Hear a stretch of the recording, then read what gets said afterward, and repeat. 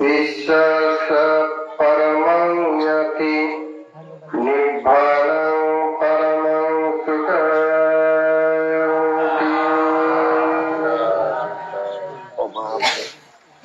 ঐতিহ্যবাহী পদমপুর শ্মশান বিহার এবং সাথে সাথে উনি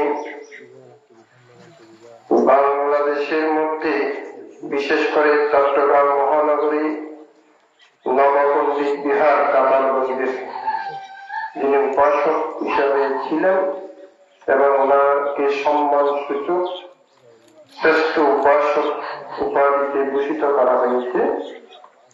উপাসক দুলাল চন্দ্র বড়ুয়াকে উদ্দেশ্য করে ইতিমধ্যে আপনারা দেখেছেন নবপল্লী বিহারে ওনার পবিত্র সভা হয়েছে এবং নিজের জন্মভূমি অর্থাৎ নিজের ভূমিতে নিজের বাসভবনে ওনার পবিত্র সভা হয়েছে। এই উপাসক দুলাল চন্দ্র বড়ুয়া ওনার এই ভাই সন্তানদ্বয় কন্যাদ্বয় জামাতা সহ নাতি নাতনিগণ অর্থ পরিবারের সন্তানগণ সকলে সম্মিলিত হয়ে উপাসকের প্রতি কৃতজ্ঞতা প্রকাশ করতে গিয়ে আজকে এই কষ্ট পরিষ্কার সহ সহবদান এবং জ্ঞাতি সম্মেলন অনুষ্ঠান আজকের এই সামগ্রিক পূর্ণময় অনুষ্ঠানে তিনি সংঘ প্রধান তথা সভাপতি আমাদের আপনাদের পরম কল্যাণকামী পরম কল্যাণ মিত্র যিনি এই বাংলাদেশের বৌদ্ধ ধর্মকে প্রচার প্রসার করার জন্য যিনি আবাল্য ব্রহ্মচারী জীবন প্রতিপালন করে যেভাবে আমাদের বৌদ্ধ সমাজকে জাতীয় আন্তর্জাতিক পর্যায়ে আমাদেরকে উপস্থাপন করার জন্য এই উপস্থাপন কথাটা এই জন্যই উপস্থাপন করছি। আপনারা দেখবেন আমাদের উপসংগঠনের গ্রন্থের নেতৃত্বে বিশেষ করে এই বৌদ্ধ সমাজের মধ্যে জাতীয় আন্তর্জাতিক যে অনুষ্ঠানগুলো সুসম্পন্ন করা হয়েছে। প্রথম অনুষ্ঠান যদি একটু চিন্তা করেন যেটা হয়েছিল অগ্রসর জয়ন্তী 1938 ইংরেজিতে, যেটা কিন্তু বৌদ্ধ সমাজের মধ্যে প্রথম এই বর্ণাঢ্য অনুষ্ঠান তখন সুসম্পূর্ণ করা হয়েছিল, যেখানে স্মরণিকা পর্যন্ত দেওয়া হয়েছে অগ্রসর জয়ন্তী স্মরণিকা, যেটা এখনো আমাদের দর্পণ, যেখানে অনেক কিছু আমাদের রয়েছে সেই স্মরণিকার মধ্যে। এটা কিন্তু তখনকার দিনে চিন্তা করার বিষয় ছিল না, তবুও কিন্তু সেই সময় সেটা করেছে। তার পরবর্তীতে এই অনুষ্ঠানগুলো আসলে আমাদের সমাজের মধ্যে সেভাবে সুসম্পূর্ণ করতে পারে না। যিনি এই অনুষ্ঠানগুলোকে নব আঙ্গিক প্রদান করেছেন তিনি হচ্ছেন আমাদের উপসংগঠনের গ্রন্থের নেতৃত্বে। আপনারা যেগুলো দেখেছেন আমরা যেগুলো দেখেছি ওনার নেতৃত্বে সেই অনুষ্ঠানগুলো সুসম্পূর্ণ হয়েছে। ওনার এই নব উদ্যমে উনি এই কাজগুলো করেছেন, সেই জন্য ওনার নিরোগ সুস্বাস্থ্য দীর্ঘ জীবন কামনা করছি। দুজনের ভিক্ষু সংঘকে বন্দনা জ্ঞাপন করছি। যারা আজকের এই দানময় অনুষ্ঠানে উপস্থিত হয়ে কৃতজ্ঞতা এবং পুনরাশি দান করার মানুষে এই দানময় অনুষ্ঠানকে সাধুবাদ দিয়ে অনুমোদন করতে যাচ্ছেন, আপনাদেরকে দান করছি আমার অতি বর্তমান জীবনে ভিক্ষু জীবনে জন্মান্তরের পুনরাশি আপনাদের নির্মাণ লাভে হোক এই কামনা প্রার্থনা করছি। সম্মানিত শ্রদ্ধাবান উপাসক উপাসিকা বৃন্দা, মহাকারণী তথাগত সম্মুখ সম্বুদ্ধ আমাদেরকে শিক্ষা দেওয়ার জন্য বিভিন্ন সময়ে বিভিন্ন উপাখ্যান উপস্থাপন করেছেন। এগুলো ভিক্ষু সংঘ চারি পরিষদ বুদ্ধের চারি পরিষদকে শিক্ষা দেওয়ার জন্য বিভিন্ন সময় বিভিন্ন উপাখ্যান উপস্থাপন করেছেন। তার মধ্যে একটা উপাখ্যান হচ্ছে উনি একদিন ধর্ম দেশনার আসনে যখন বসেছিলেন তখন ওনার একজন শিষ্যের কথা উপস্থাপন করেছিলেন। যশ ছিল, তখন তাদেরকে ভিক্ষু সংঘকে জিজ্ঞেস করলো, যশ কোথায়, এখানে আসেনি কেন?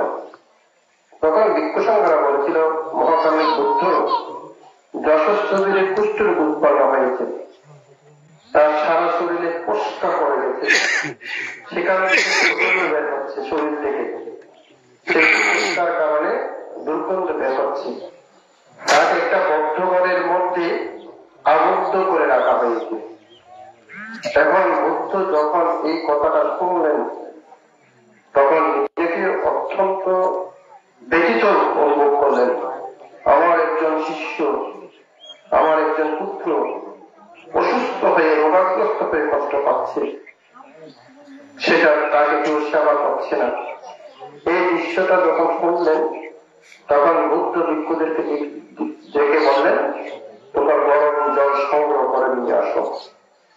স্বয়ং মহাকারণী তথাগত সম্মুখ বুদ্ধ সেই যশস্বীর প্রকোষ্ঠে গিয়ে তাকে গরম জল দিয়ে গা মুছিয়ে দিয়েছিলেন এবং তাকে জিজ্ঞেস করেছিলেন, এখন কেমন লাগতেছে যশ? তখন সে বুদ্ধকে দেখে অবাক হয়ে গিয়েছিল। মহাকারণী বুদ্ধ, যিনি ত্রিলোকের সন্তান, আমাকে সেবা করার জন্য উনি নিজে এখানে উপস্থিত হয়েছেন, সেটা সে কোনোদিনও বলতে পারেন, সে কোনোদিনও চিন্তা করতে পারে নাই মহাকারণী বুদ্ধ এইভাবে কর্মটা করবে। তখন তথাগত সম্মুখ বুদ্ধ সেই কর্মটা সুসম্পূর্ণ করার পরে যখন আবার সেই ধর্ম আসনে আসলেন, ধর্ম আসনে এসে সেদিন বুদ্ধ একটা উদাত্ত কণ্ঠে সেদিন ঘোষণা করেছিলেন, যেটা আমাদের মহাকাব্যের মধ্যে এই উপাখ্যানটা রয়েছে। সেখানে বলতেছেন মহাকারণী বুদ্ধ যে ভিক্ষু সংঘ, উপাসক উপাসিকা সংঘ, এই রুগ্ন ভিক্ষু সংঘকে সেবা করলে, রুগ্ন মানুষকে সেবা করলে তিনি বুদ্ধকে সেবা করার সমান পুণ্যের ফল প্রাপ্ত হবেন। তাহলে বুঝতে পারেন মহামানব এই গৌতম সম্মুখ বুদ্ধ কিরকম উদারতার পরিচয় দিয়েছেন। আমরা যদি একটু অর্থনৈতিক ভাবে স্বাবলম্বী হই, তাহলে বর্তমান সময়ে আমরা দেখি নমস্কার করার, পায়ে ধরে নমস্কারও আমরা করতে পারি না, করতে চাই না।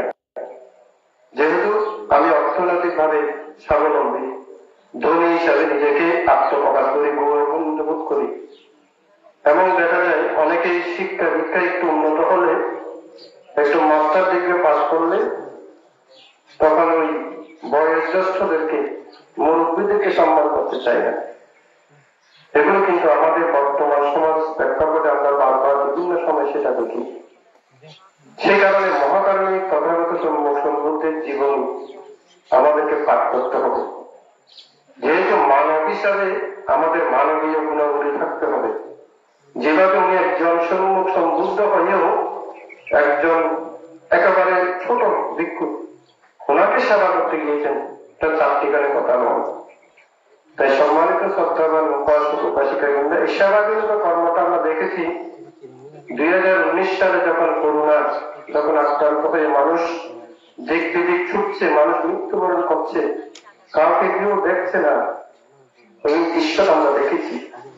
তাই সেবাজনিত কর্ম, এই কর্মে মনে রাখবেন, এই কর্মের ফল এই জন্মে নয়, আপনি কিন্তু জন্ম জন্মান্তর পর্যন্ত ভোগ করবেন। যেমন ধরেন আজকে আপনারা অর্থ পরিবারের আহ্বানে যারা নিমন্ত্রণ এসেছেন, আমরা নিমন্ত্রণ এসেছি, এগুলো কিন্তু এমনি এমনি হয় নাই।